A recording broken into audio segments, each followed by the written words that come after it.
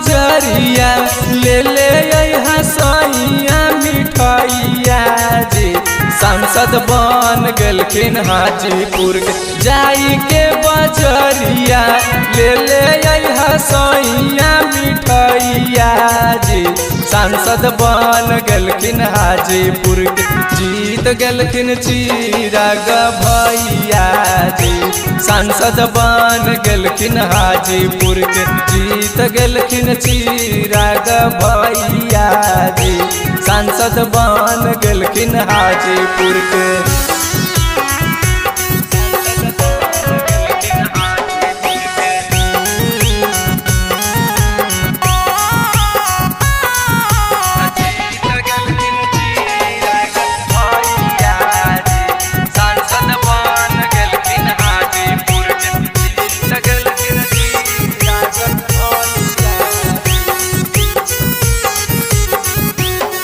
आज कई बड़ी खुशी के लहरा ये पिया।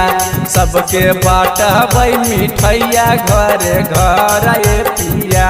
सबके बाटबै मिठैया घरे घर ये पिया।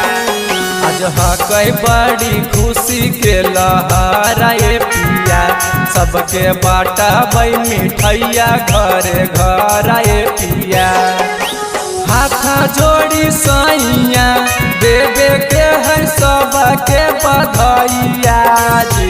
सांसद बन गेलखिन हाजीपुर के हाथ जोड़ी सैया देवे के है सबके बधाइया जी।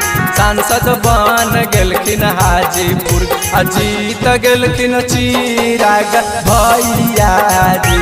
सांसद बन गेलखिन हाजीपुर के जीत गेलखिन चिराग भैया जी।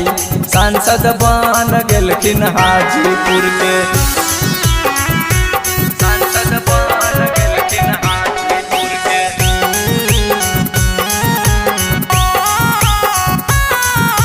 जीत गेलखिन चिराग भैया जी।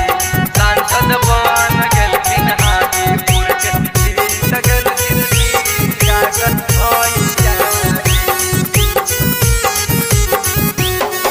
अब होतै सगरो विकास ये पिया।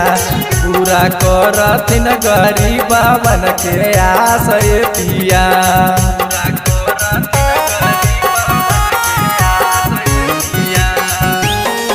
अब होतै सगरो विकास ये पिया। पूरा करथिन गरीबवन के आस ये पिया। शिव शंकर सैया लाई भोनाई कर बोला रैया जी। सांसद बन गेलखिन हाजीपुर राजन भैया लाई भोनाई कर बोला रैया जी। सांसद बन गेलखिन हाजीपुर जीत गेलखिन चिराग भैया जी। सांसद बन गेलखिन हाजीपुर जीत गेलखिन चिराग भैया जी। सांसद बन गेलखिन हाजीपुर के।